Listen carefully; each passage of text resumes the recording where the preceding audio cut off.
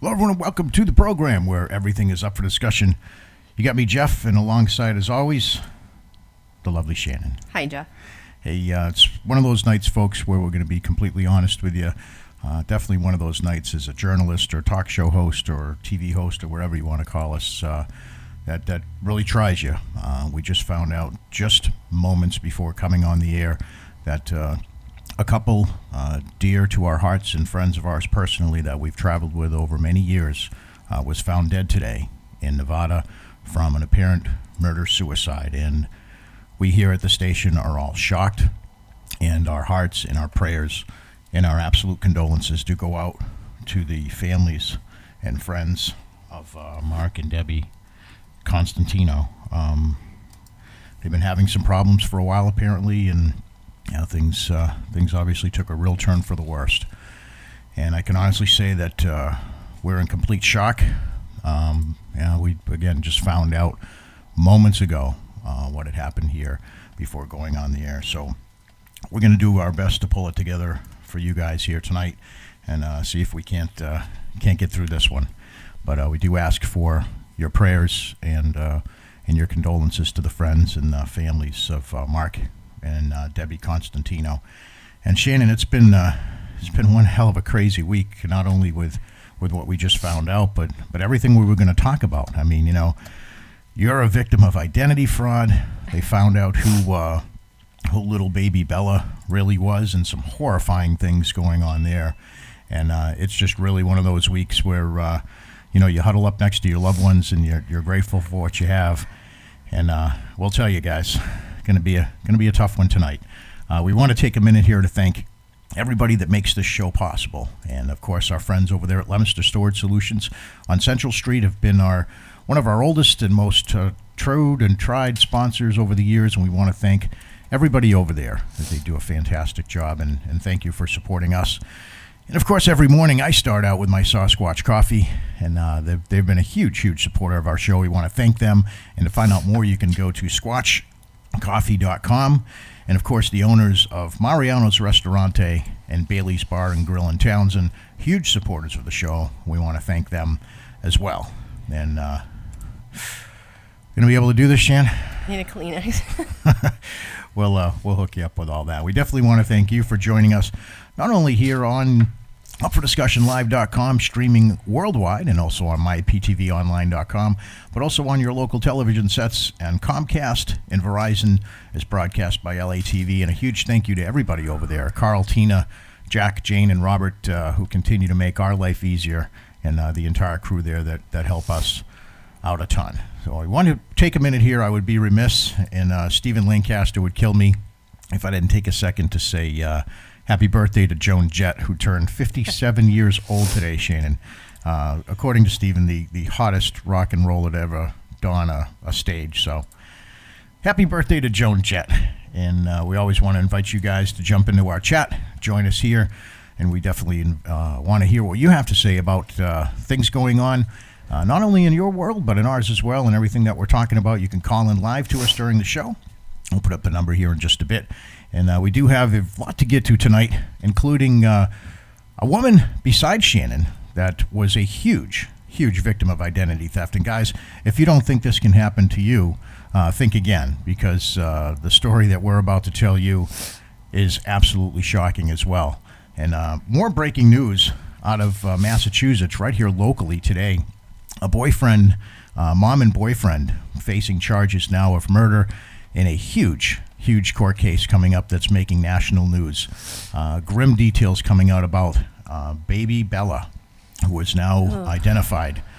She was baby Doe until just a few days ago. Baby has been identified as 2-year-old Bella Bond, who was found on Deer Island just recently. And now her mom and boyfriend, revealed some grim details in court. The police, Bella Bond's mother, Rochelle Bond, told police that she knew the girl was dead when she came into the room in late May and saw her gray, swollen face. A prosecutor said in court Monday, Michael McCarthy was allegedly standing over the 2.5-year-old who had been unwilling to go to bed. The grim new details of the girl's death emerged in Dorchester Municipal Court as the judge held McCarthy without bail on murder charges. The girl's mother, Rochelle D. Bond, was held on $1 million bail on a charge that she was accessory after the fact. Now, here's the kicker. Both are accused of improper disposal of the body. They both pleaded not guilty in the case, which sparked a month-long international investigation after the girl, only known as Baby Doe, was discovered on June 25th on Deer Island.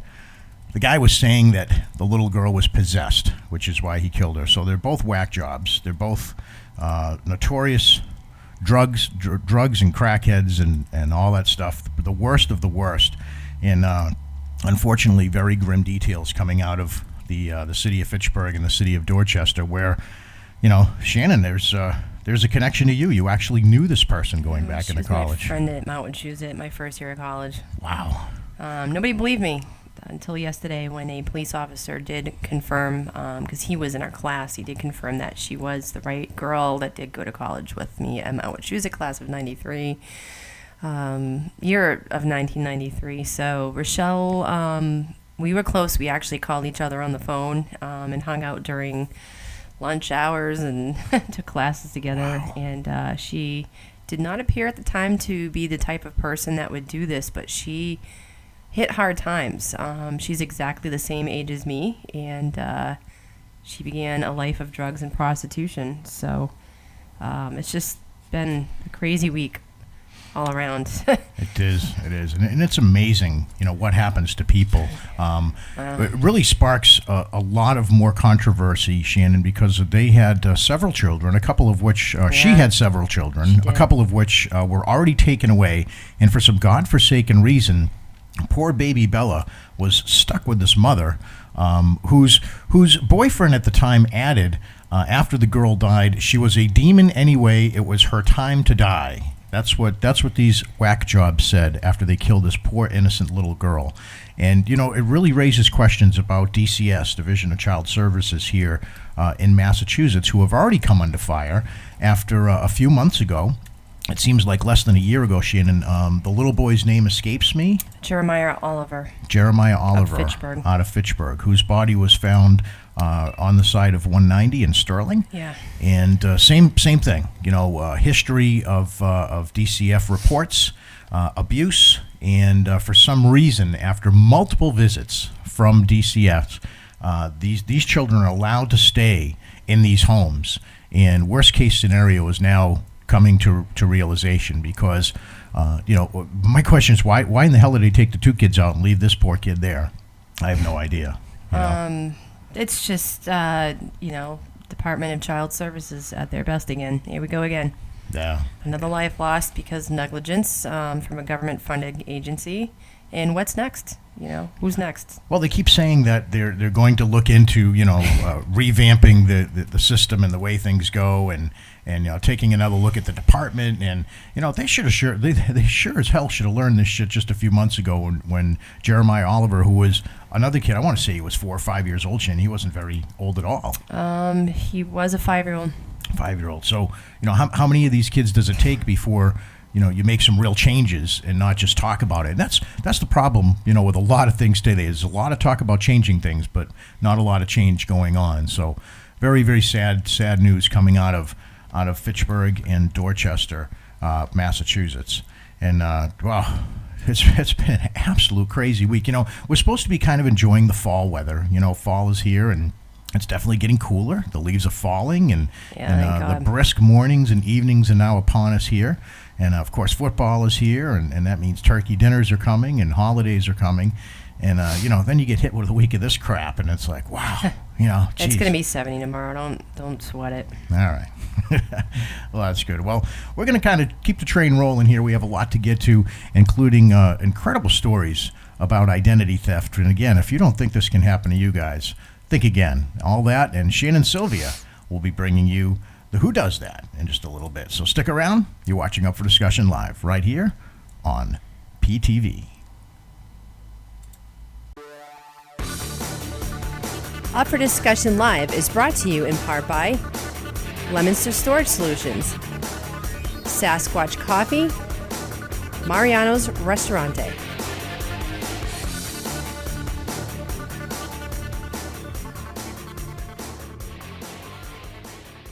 Ay, ay, ay, ay. I am the frito bandido. Hey, I like fritos corn chips. I love them, I do. I want fritos corn chips. I'll get them from you. Hey, how about a nice Hawaiian punch? Sure. How many licks does it take to get to the Tootsie Roll center of a Tootsie Pop? Let's find out. 1, 2, 3. How many licks does it take to get to the Tootsie Roll center of a Tootsie Pop? The world may never know. Some people have a deep, abiding respect for the natural beauty that was once this country. And some people don't. People start pollution. People can stop it. Mamma mia, that's some beast. Cut. Spicy meatballs, Jack. Sorry. Take 28. Out, Tony, and action.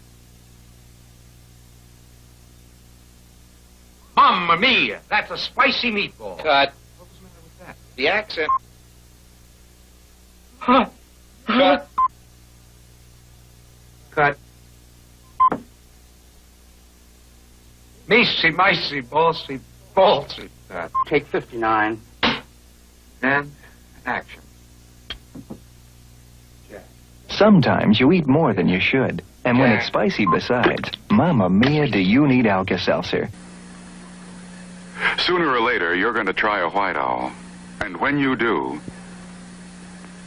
we gotcha. I love football, and I love relaxing. Because for me, relaxing always includes Skoal, the smokeless tobacco. Just a pinch between my cheek and gum gives me great tobacco taste without lighting up. Got the sea, the breeze, got my Skoal. Nothing's gonna make me move. Think I'll play some touch. Skoal, brother.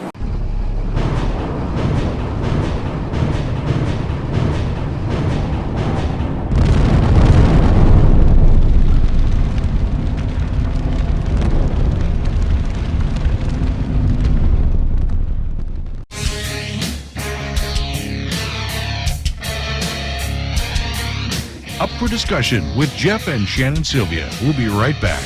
Stay tuned.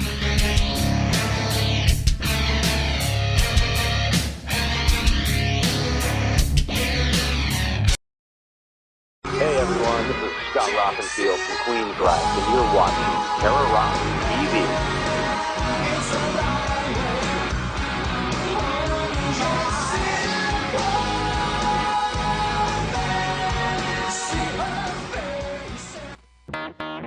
And now, back to Up for Discussion, right here on Terror Rock TV.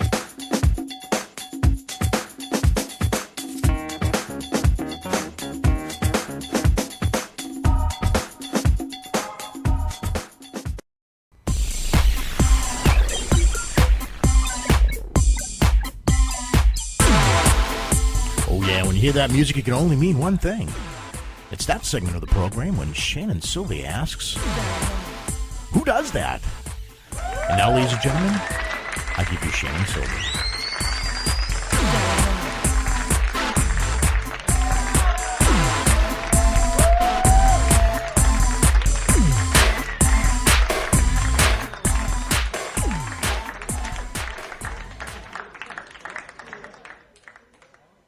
All right, guys, thanks for joining us. This first story hails out of Minneapolis, Minnesota. It's not Canadian.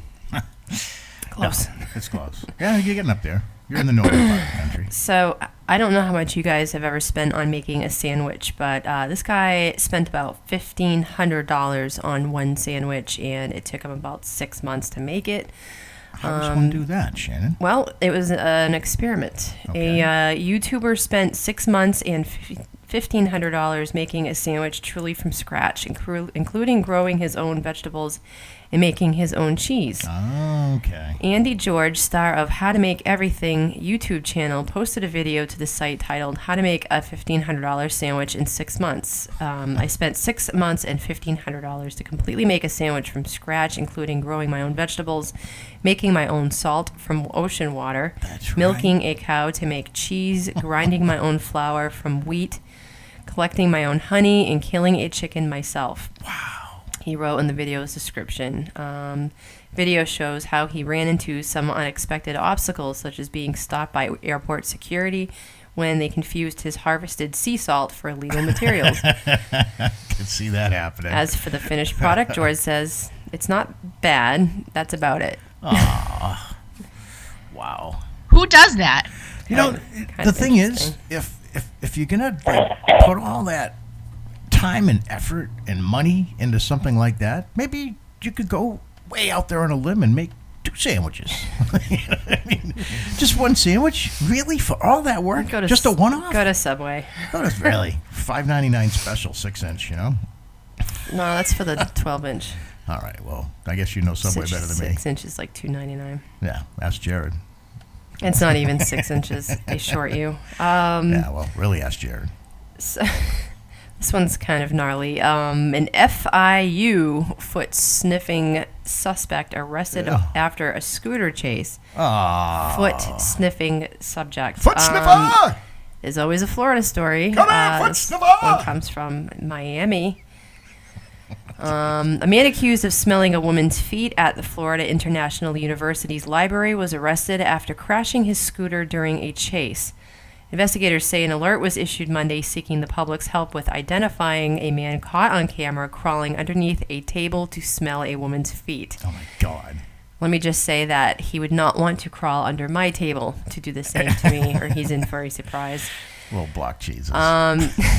Police said the man had allegedly been performing similar actions with other women at tables on multiple occasions. Really? Eddie Juan is 52 years old. A man matching the suspect's description was spotted riding a scooter Tuesday. Police attempted to a traffic stop, but the suspect refused to pull over. Juan crashed his scooter and was taken into custody. The suspect was charged with violation of sexual offender registration, fleeing and eluding, reckless driving, aggravated assault, and resisting without violence. Oh, my.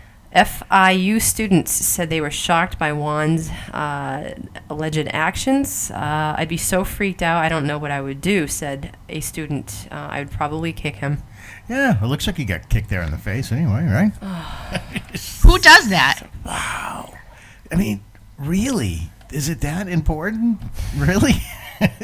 That's creepy, man. What man didn't see this guy crawling underneath her table so that he could sniff her feet? I mean, that's the kind of guy that you would probably see coming. And not even a lick, just a sniffer. Just a sniff. Okay, well, I guess that's a different support group, right? I don't know. It's like Peter Griffin, you know, remember the episode of Family Guy? Let's stretch her! Last story comes from Pennsylvania. It's Hermitage, Jeff? Hermitage? Okay. Pennsylvania, you should know. I have no idea. Pennsylvania City is trying to force a man to tone down the spotlights that neighbors say he uses at all hours to protect his home from aliens. Aliens, you say? Not the illegal kind. Neighbors in the Virginia Road of Hermitage said Arthur Brown, 78 years old, shines his spotlights outside his foil-wrapped house all hours of the night because he is afraid of extraterrestrial attacks. Okay. Wonder if he wrote Mel Gibson for some tips on what to do. Yeah, really. Because apparently aliens don't have the technology to beam you through walls and insert shit into your body, so they're just going to avoid him like the plague because he's got some tinfoil on the outside of his house. What a deterrent. Over the years, he's become a real problem. He's had a lot of issues fearing aliens, says Nancy Rake, a cross-the-street neighbor. She told the TV station. A judge ordered Brown to take down the lights earlier this year, imposing a $500 per day fine if he continued to shine his spotlights late into the night. He has not complied and now owes more than $20,000. No way. Plus his electric bill. Wow. Who does that? The city's now filed a petition to get an injunction to have the lights removed. It's a violation of the city's zoning ordinance to have excess lighting that adversely affects neighboring properties, says the city manager. And, you know, poor Donald Trump, all he wants to do is build up a wall to keep the aliens out. And this guy's trying to shine some spotlights. Does it make any sense? Is there A lot of people hate aliens so Is there much. any proof that something like that would actually be a deterrent? I'm sure on the internet there's proof of that somewhere. And let All me you ask gotta you do this- is just say it. It must be true. And more importantly than that, is he patenting his kit to go on QVC? Maybe go to Shark Tank. Shark and Tank. Go to the alien repellent kit, all yours for $9.99. To buy now, 2 payments, 2 payments. Oh man. You know, it's funny, we make fun about a lot of stuff that's not really funny, and what we're going to talk about right now is definitely not funny.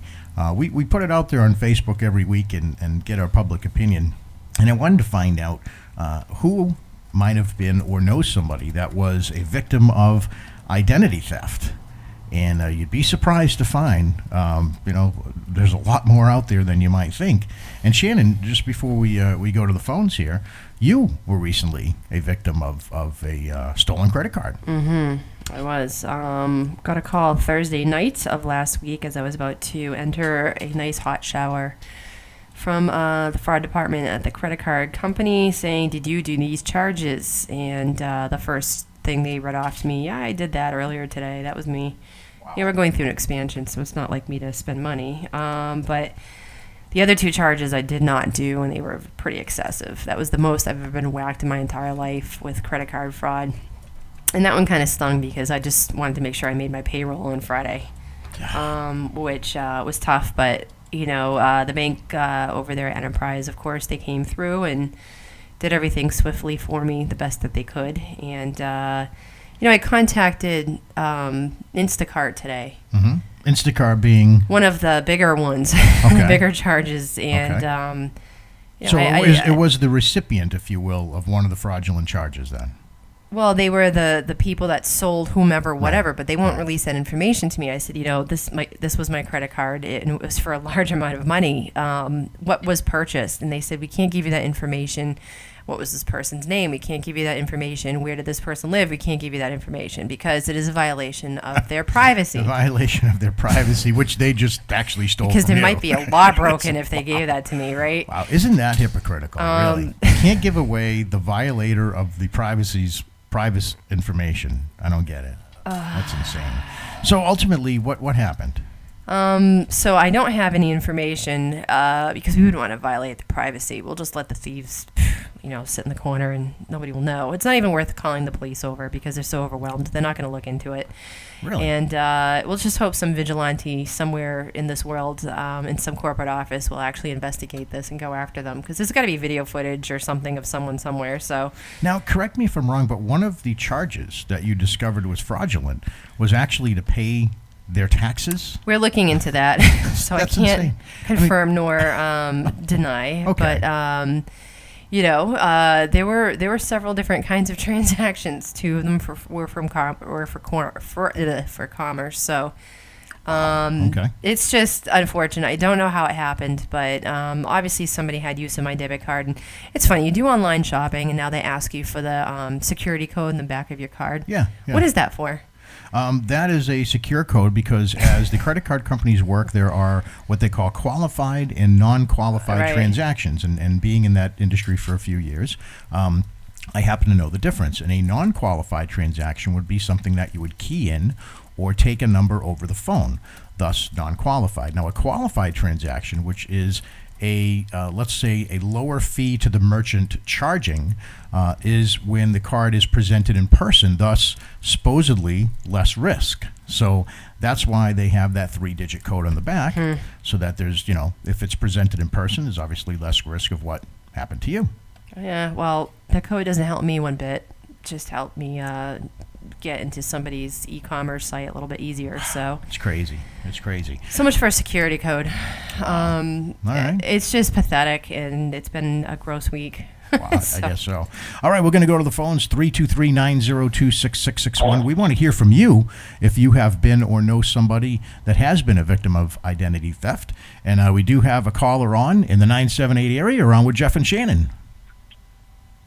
Hi, guys. Hi. Now, I want to introduce you to our audience. This is somebody here locally that we know. Her name is B, and she has been a victim of identity theft and has told me a most incredible story.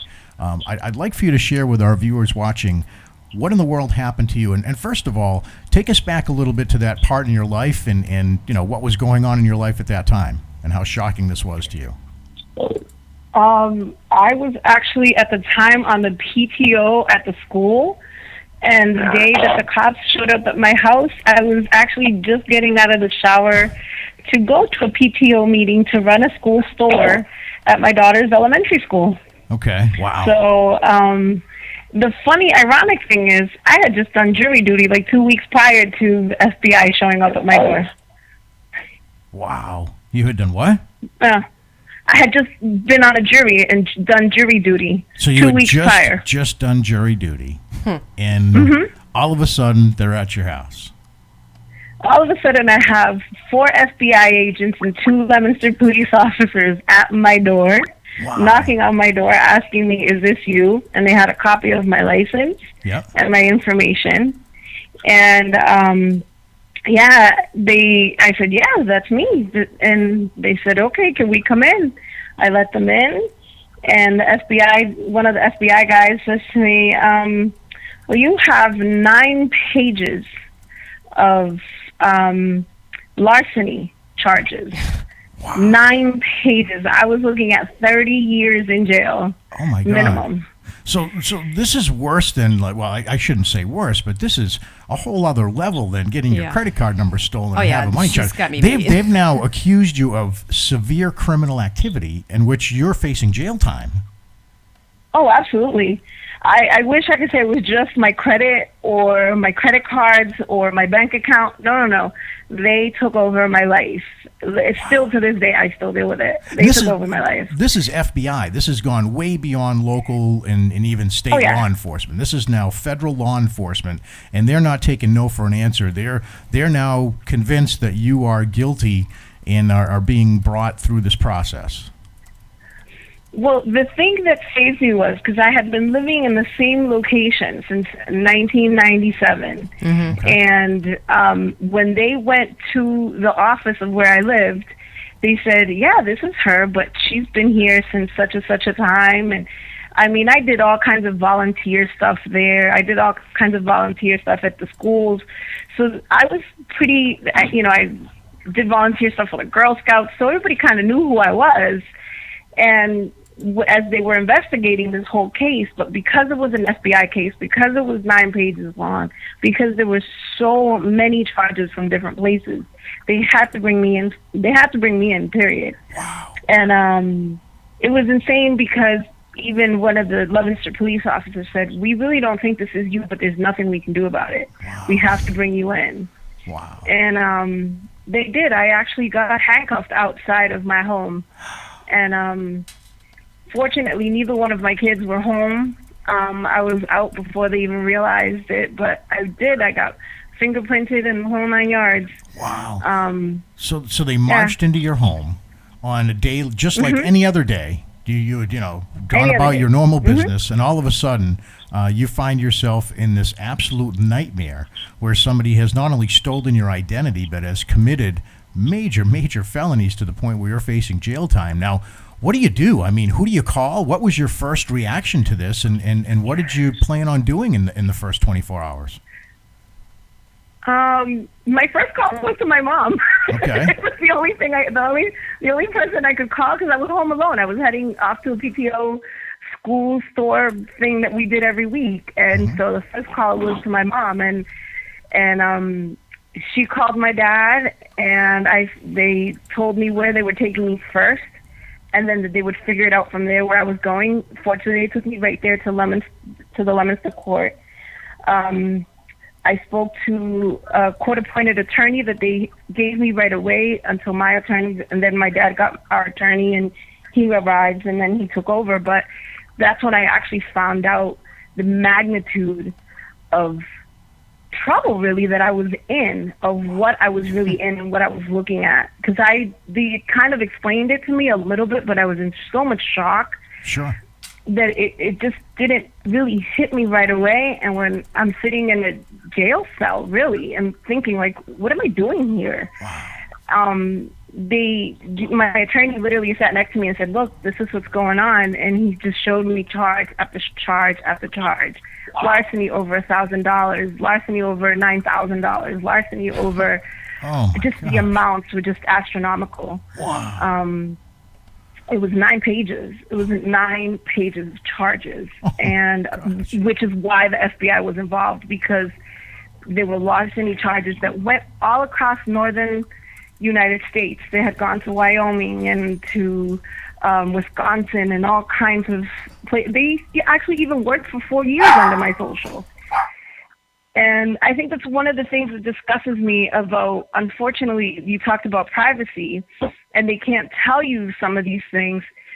The Social Security Department doesn't tell you, like, hey, you have this as your address, but we have somebody in, Michigan working under your name. Yeah, right. It's not like the credit card company where they call out and hot card you, Wow. Yeah, it's just amazing how there is a database there, and there has to be somewhere where they connect an address of where you live and an address of where you work. And there's some of it, like if I live in Leominster and work in Boston, that makes sense. Mm-hmm. Right. But I can't drive to Michigan every day. Yeah, that's or one hell of a wherever it was that they were working. Unless you're commuting with Donald Trump on the on the T-Bird, that's probably not going to happen. I'll pick you up on the way to San Francisco, where all my charges are coming from. Yeah, really. So, I mean, there you go. You see this happen in the movies. You've all seen the movies where people are thrown into jails in foreign countries and thrown into jail and jailed incorrectly. So now here you are. You're caught in a situation, and there must be a huge shock factor to this, because, like I said, it was just like an ordinary day, and all of a sudden you're pulled from your home and put into custody. And, what did your attorney advise you was going to happen? I mean, and what did he say, your chances were getting out of this and being able to go back to your normal life? At first, to be honest with you, I think most of it was my dad, because like I said, I was in so much shock. The one who spoke to the attorney that day at the Leominster courthouse was probably my dad. He spoke for me more than anybody else because I was in so much shock. Sure. Afterwards, after I settled in, I had to go in. I went to the FBI offices out in Boston, and literally you sit in a room and they give you a sheet of paper and say, here, sign your name 100 times. Mm-hmm. And there was no rhyme or reason in my head at the moment, and it just dawned on me when I was done, like, hey, they're just comparing. Yeah, they want to do a sample. Yep. Signatures. Yep. And as you sign, it tires out. So if you are faking it at the beginning, by the time you're done, it's more natural what your signature really is. They have you write out random sentences, like the cow jumped over the moon kind of stuff. And those kind of things. And it's just part of the investigation of them trying to figure out, is this really you? I get your story. I get what you're trying to tell me. Yes, we've investigated into this. And all my attorneys said, we have to do what we have to do to get you out of this. Just get all this proof, and just all this proof put together of who I really was. I had to go out and anything before January 31st of 2007, my marriage license, my driver's license, my kids' birth certificates, all had to get reissued. Wow. Because anything before January 31st, 2007 was null and void, including my driver's license. I had to actually go get the permit, keep it for whatever amount of days, 30 days or whatever it was at the time, and go take a driving test. Wow. And I didn't even remember how to drive, how they teach you in driving school, because I got my license when I was 16. Let me ask you this. Was trying to remember that. Let me ask you, and we're definitely going to go forward into how this whole process is unfolded for you, but there's an interesting comment in the chat room, and you and I had discussed some things off the air, but not really this. This person is saying that there might have been more than one person involved in this because of the magnitude of it. Did you ever find out who was on the other end of this? Was it one single person, or was it a group of people, or did you never find out at all? The way the FBI actually explained it to me is that it's, for example, let's say you do taxes, for example, and you collect Social Security numbers. You sell them to other people. That person sells it to someone else, and so on and so forth. Okay. It becomes sort of a ring, And so people use, unfortunately, now I know that Donald Trump has, he's gotten a bad rap about all kinds of, immigration things and whatever, but some people do come here illegally and purchase their social security numbers. It is what it is. And some come work hard and do their thing and come here to become, law-abiding citizens at some point, and they come here for that dream that they dream of in their country. Others, unfortunately, do come here to do these types of things because they have no regard, because they don't need to face any of it afterwards. So you've just put None this. of these people. You just put this into an entirely different light for me, because I'm sitting here thinking that one person, some mastermind sitting behind a computer with a hood on and dark glasses, is stealing your identity. But this is now, let's call it a chain of events, and there's no other way to describe it but organized crime. This is something that is now multidimensional with many, many players in it. Absolutely. You see it even on some of these TV shows like 2020s and 48 Hours and these types of things. There's chains, and there's groups of people that come and they pickpocket you on the train in New York or in Boston. They pickpocket you on the subway. Yeah. And this is what they're doing. They're collecting all this information to bring back to a base so they can go ahead and sell it. And this is the best way that the over in Boston, they explained to me at the FBI, they said, there's so many different ways, and to be able to track of who actually took your social, it's almost nearly impossible. You could have left your bag anywhere. You could have lost your wallet at any given moment. You could have used a credit card and gotten information from there. So there's so many ways. There's so many places. We go to a car dealer. We apply for a car loan. We have to give our social. We go to a store and we apply for a credit card. You do it online, anywhere. It doesn't matter. We drop our social security numbers, and I think that that's the one lesson I've learned in all of this, is that some of us are so careless with that type of information because we're somewhat naive. Because, like you said, we don't think about this could happen to us. Right, nobody does. This happens only in movies. It only happens in movies. Yeah. It's not going to happen in my little town with my family. They said don't even put your social security number on forms at doctor's offices. They don't need it for anything. There's no reason why they need it. So All they need is your insurance card number. Yeah, just absolutely guard that social security number with your life, basically. So we're going to get into what we can do about it in a little bit, but I want to hear more about how things evolved for you and unfolded. Now, you're in a shitstorm right now. I mean, you've been ripped out of your house. Your social security number's been stolen. Your identity's been stolen. Your whole world has been turned upside down. You've been made on paper into a criminal. And, that's got to affect everything from getting a job to, like you said, getting a license. Anything that you do is going to be affected by this. Now, how long has it been for you, and what is the process to regain your life? Well, I've been dealing with this now for 8 years. We actually had to go to the Leominster Court, to Fitchburg Court, and to Worcester Court. Okay. And my attorney, the countless amount of money that we put into to pay this attorney to help me get through this. Not so much get me out of it, but get me through it. Wow. And to have these charges dropped and prove that it wasn't me, that I had nothing to do with this. Yeah. That sucks. You have to redeem your own name that you didn't even deserve to lose. Right. You have to prove that you're you. And how does one go about doing that? I mean, this is something that you're not just going to do in 30 days. This is a long, drawn-out process, right? B? Oh, I think we lost her. Oh. You know what? I had a call come in. Have her call right back. Tell her we lost her. We're gonna have her call right back because I took another call and I ended up zapping the call. Oh no, did I do that? Yeah. Now let's have her call right back in because I want to hear more about this. We're talking to B, who is a local to us person who had her identity stolen, and not only did her identity become stolen to a point where her life was turned upside down, but she was also facing major criminal charges that could have put her in jail for 30 years. And this is a person just like you and I that went home that day, that is leading a normal life. Are you able to get back in touch with her? I did text her. Okay. Who's absolutely leading a normal life, and lo and behold, life has turned completely upside down.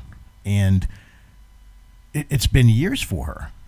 It's something that could happen to anybody at any time. And if you think about what she was saying and what we were talking about here for a moment, how many times you expose yourself to something like that, you don't think about it. You really don't think about it, because every single time that you use your social or part of your social, you could potentially be exposing yourself to fraud. And even now, in the days of ordering online, everybody's ordering online and everybody's putting in all of their card numbers and everything like that all the time. It makes it very, very simple, compared to even, 10 years ago, to steal someone's identity. And I think we have her back. I'm sorry about that. I think I pulled the chute on you there for a second, B. You still with us? B. I think we have B back. B? No, I hear her. Is that somebody else? I don't know. I'm gonna call her. You know what? I'm gonna call her. That's what we'll do. I got her on the phone here. Sorry. Oh, sorry. We'll get her. All right. That's how you know this is live, guys. And again, earlier news coming in about a couple of dear friends of ours that have really thrown us a curveball tonight. So bear with us. We're trying to bring the A game as best we can, but it is definitely a huge challenge when you get news like that right out of the chute. So we're going to try to connect back with B here and see if we can't get her on the line so she can finish her story. And we're calling her right now. We get to do this like Howard Stern. We hear the phone ring. Hello? All right. I think we have her back, B. You still with us? Yeah, I'm back. Okay. Yeah, I'm back. All right.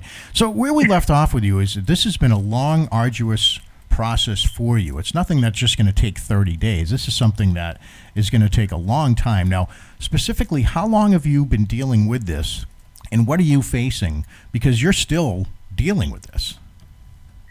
Actually, yes, I am still dealing with it. It's been since January 31st of 2007, so we're looking at almost 9 years this coming year. It'll be 9 years that I've been dealing with this. And now, actually, a really informative young woman at the Fitchburg Courthouse explained to me the other day that I could do a petition to seal. It's to seal my file because it's been so long, A, and B, because it isn't me, so I'd be able to do this.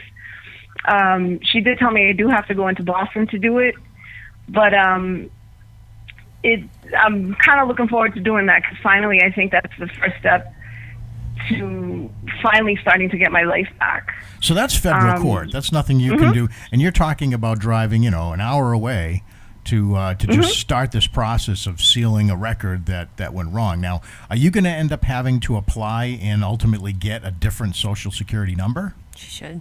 Yes. Okay. Yep, I should have, because of all of this and the file that I do have put together, I can apply for a new social. Wow. So many people, unfortunately, that was ideal at the time, but when it first started happening, but so many people have taken advantage of it. Like, they screw up their credit and they go, oh yeah, let me go apply for Social Security, say that, I had identity theft. Yep. So now they're really, really strict about issuing new socials. Oh, I can imagine. Wow. So many people abused they abused it. And so now for people like me that have really, really need it and really need that new social, could get a new start, we have to go through so much just to get a new social. But it's okay. I have all the paperwork I need. And I'll hopefully should be getting a new social. I'll need to go to Boston and file that. So petition to seal my file and hopefully begin my new life. It's really weird, but it does. It's sort of like 9/11. It's the day before and then the day after, and it really is. It's my own 9/11. Wow. So the level of frustration that must have set in over all of these years. I mean, and it's an obvious question, but why does stuff take so long? I mean, this is something that was identified in 2007. They marched you off to jail. They prosecuted you to a point where they found you to be innocent, and then a victim of identity fraud and identity theft. So why does it take so long after that process is completed for you to get a Social Security number, for you to get your life back? I mean, is the system that clogged with others that are trying to falsify Social Security numbers that it makes it that hard for somebody like you that's a victim to get one? I think part of it too is when you like for me, they told me, well, eventually it stops. So, which is true. Eventually it does stop. But the minute it stops, and it's really ironic because I knew when things were going to come back to haunt me, because last year I went to go get a cell phone, and it went through just fine. For the first time in, 6 or 7 years, Sure. I was able to get a cell phone, a contract cell phone, and didn't have to give some crazy deposit or anything. And I literally got home and I said, I'm going to get hit again, because this means that my credit's starting to come up again. My credit score is starting to come up again. Right. And God is my witness. I just found out when I went to get my new home. Yeah, they're using my credit now in the UK. UK. Wow. UK, yeah. God, they UK. can't get somebody else to harp on. They just keep biting at you. So you bring up a good point. I mean, it affects so many parts of your life. Obviously, your driver's license, Dude, I got a good question. anything that may affect you, as far as putting in for a credit app, and everybody has a cell phone. So, I mean, every little aspect of your life now has been affected for the better part of a decade, and you're hoping that your record can be sealed and that you can move on with a new social security number and virtually, a new life. Now, let me ask you, as a victim of this, what is the best advice that you can give to somebody who may have just discovered that they're a victim of identity theft? What should they do? Did they just discovered? I actually go before that. I know there's all these websites and things that says, "Oh, we can protect your social." How true and how much do they work, I really don't know. Okay. But for me, I guard, although to this day I'm still dealing with all of this. If you call me and say, okay, sure, let's apply for this and what have you, I need your social. What for? Yeah. Ask, why do you need it? Why do you need my social for? Okay. Like you said about the doctor's office. Why do you need my social? Why do you need my social on this piece of paper? Yeah. Why do you need my social here or there, anywhere? Used to be on driver's licenses. Even for cable, why do you need my social? If it's not going to go on my credit and you're not basing it on my credit, what do you need my social for? Well, that's a good point, because even on your driver's license now, you have a driver's license number. They don't put your social security number on your driver's license anymore. No, they stopped Probably that for that years reason. ago. Okay. All right. So even prior to becoming a victim is guarding that. The same way we guard, our spouses, our families, or anything else. This is even deeper because this changes everything about you and anything that goes on in your home because of this kind of thing. So guard that with everything you have. Why? Ask why. You don't need it. After that, well, you didn't ask me why I asked you for your social when you came to work for me. Well, that's, because I'm trying to pay you instead of take your money. So, worst case scenario, and everybody who's looking out, obviously. Oh man, I got a good question. All right, hang in 1 second, Dale. When you find out that you are a victim of identity theft, what is the very, very first thing, worst case scenario, that you would recommend somebody to do? The first thing you do is you contact the police. Okay. I didn't know that was the first thing I was supposed to do. Okay. Because I had been arrested. So why do I need to tell the police that I was a victim of identity theft? Contacted you. When I get to, they had me. Yeah. Well, when I went to Worcester Courthouse, the first thing the judge asked me was, well, did you call the police? Is there a police report? Get a police report. Okay. Because when you contact some of these credit card companies, you have a police report to send them. Okay, yeah, good Because idea. basically you're just saying, oh, I didn't do this. I didn't buy that, 60-inch TV on that credit card that I did not apply for. Right. They don't know that for real. So you need that police report. That's like your first thing you do. And now so it's an official call the statement. police. Okay. Go down to the police station, say, hey, these are my charges. Most police stations now do have a fraud department. Okay.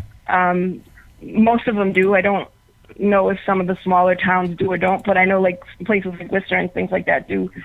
Call the police department and call the credit card companies that are on that paper and start fighting it there. But also call, like TransUnion and the all the credit reporting agencies, Yep. and flag your number. Okay. So the minute someone goes to apply for a credit card or a car loan or anything, they need a certain amount of security questions to answer. Good idea. Yeah. And not the name of your pets, not the name of your kids, something that only you would know. Sure. Not so much where did you meet your spouse, maybe where was that first kiss, or something that only you would know. Because everybody puts the names of their kids or something. Yeah, everybody answers the same questions, that's for sure. Yeah, a real security question. Okay. Where it tells you, pick a security question, or it says other, put other, click other. And a security question that only you would know. Anything like, what's your favorite, I don't know, pair of shoes or something that only you would know. Okay. And that's key. That's key because pretty much, especially right now with the internet, that we all post pictures of our kids and our grandkids and our family members and things. We're all posting something on Facebook. It's so easy for me to look up just Sylvia, and I can see who your wife is and who, your dogs are. So guess what? When I'm calling and they're asking, oh, well, what's the name of your pet? I can say what your name of your pet is because I just saw it on Facebook. That's why it's so important that security question isn't one of the ones that they give you. Because most likely one of those they can look up on Facebook or Instagram or what any of the social media. Yep. That's good advice really in general. key. I mean, in general, just to, try to make that as unique as possible and something that would never be out there on social media. It makes a lot of sense. Now, I want you to hang in there just one second. We're going to go to the phones here, 323-902-6661. And I think we have Dale on from the 904. Dale, how are you? Good. How are you guys? Great. Thanks for calling in. You have a question? Yeah. Well, first, wow. That's something bad. That's just wild, this whole story. But everything that's going on, I'm sure your family has gathered around you for support, but how about the community?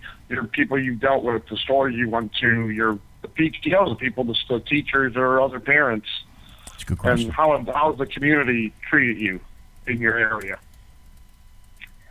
For me, actually, it was really interesting because at the time my son was in about third grade, and he went to school and told his teacher that his mommy wasn't feeling well.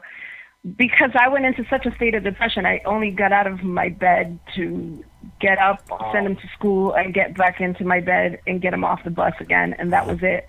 Wow. And she made a meeting with me, and I came in and I told her what was going on, because all I could think of was, I'm going to get locked up for 30 years and never see my kids until they're grown, and I have grandbabies, and I couldn't imagine that happening.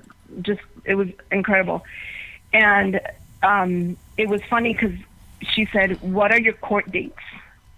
And she was one of the people that held my hand a couple of times in the Fitchburg court. Wow. She would take the day off. She took a couple of days off and sat next to me. It was really nice to see just some of my neighbors saying, I'll take care of your son. I'll take care of your kids. I'll get them off the bus, put them on the bus. Wow. Go do what you have to do. My family, of course, was by my side the whole time. But some of my friends, some of the girls that worked at the office would give me as much information, like, hey, look, I saw this online, maybe this might help. And they'd print out stuff of how to try to clear it up and how to get out of this mess that I was in. So I had a really good support group with not just my family, but my friends and neighbors and teachers. And even on the PTO, I have to say, I had a couple of PTO members that wrote character witness letters just for me to take to court if I needed them. Wow. So it was really nice to get that support at the time. It was really, really nice. So it brings up a very important point, because not only are you dealing with the financial aspect, the criminal aspect, but now you're also dealing with the social and emotional aspect of this. Having your whole life turned upside down isn't something that we, wake up and expect to have to deal with. So, traumatized is probably a way that describes it most perfectly. I mean, you must have been first in shock, and then, there must have been some anger that was part of this, and then just a huge amount of frustration. it's very refreshing to hear, that a community would come and support you, your friends, the people that you're shopping, people, instead of looking at you sideways saying, oh, I really don't really know if she's that criminal or not. It sounds like at least you had the support, that you needed to get you through something so horrible. I did. I was really fortunate. I really was. I don't know of anybody, I can't think of anybody that doubted it. For the most part, everybody that was in my circle, the people that really knew me, the people that surrounded me on a daily basis, were just in shock just as much as I was. They were like, are you kidding? I mean, like I said, I was on the PTO, I volunteered. Yeah. I did all these things, and so anyone to hear the story, they would sit there and go, you? It was one of those things, like, really? More you? shock for them than anything else, too. Wow. So it was, I can't think of anybody that doubted. I mean, who knows? Maybe they did doubt it a little bit in the back of their mind. I don't know, but they never showed me. It was the other way around. Everybody really wrapped their arms around me, and it was what got me through it, because I did go through a really weak I am not as a person, and it did knock me down. It knocked me down to my knees, and I was very depressed for a very, very long time. Wow. As it would anybody. As it would anybody.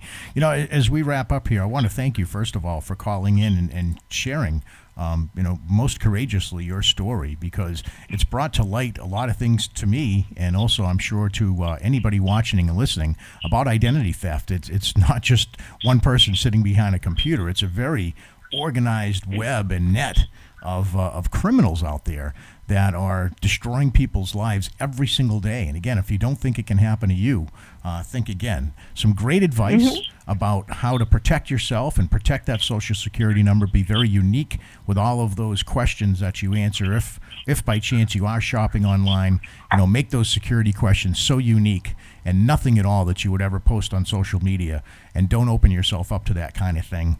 It certainly can make life a little bit easier in the worlds of tragedy. And once again, thank you so much for calling in. We appreciate it. Thanks, B. Oh, no problem. See you in the morning. All right. That's going to do it for us this week, and we got through it. And we certainly want to take one more moment again to extend our heartfelt wishes and prayers to the friends and families of Mark and Debbie Constantino today. Some shocking news coming in just before we started and got on the air here tonight, and something that has touched us all. And we certainly are praying and hoping for some sort of peace and solace out of this very, very tragic day. On behalf of myself, my beautiful co-host, the entire crew here, we want to remind you guys to stay with us. Stay with us on Twitter. We all need each other. We're all in this shit together. So follow us on Twitter and like us on Facebook. And make sure you can catch all of our shows here at the network on our YouTube channel simply by searching out the PTV Webcast Network. If you type that in, I guarantee you it'll come up first. So on behalf of, again, my co-host here and the entire crew, thanks for joining us. We'll see you next week. Good Bye, night. guys.